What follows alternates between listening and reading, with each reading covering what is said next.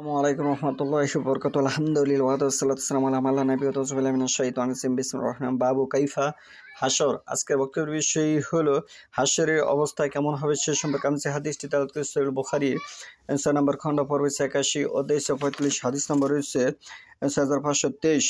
আনাস ইবনে মালিক রাদিয়াল্লাহু আনহু হতে বর্ণিত আন্না রাসূলুল্লাহ কালা ইয়া নবী আল্লাহ কাইফা ইহশারুল কাফিরু আলা ওয়াসহিহি কালা আলাইসাল লাজি আমশাহু আলা রিস লাইনি ফিদ দুনিয়া কাদিরান আলা আই ইমশিয়াহু আলা ওয়াসহিহি ইয়াউমাল কিয়ামাতি কালা কাতাআদা বালা ওয়া ইজ্জাআতি রাব্বিনা।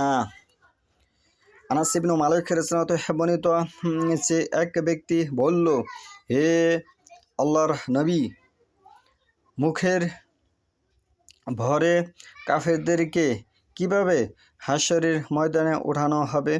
তিনি বললেন, দুনিয়াতে যে সত্তা দু পায়ের উপর হাঁটান তিনি কি কিয়ামতের দিন মুখের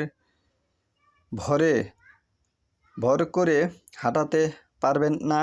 তখন কাতাদা রাদিয়াল্লাহু আনহু বলেন, আমাদের প্রতিপালকের ইজ্জতের কসম, অবশ্যই পারবেন।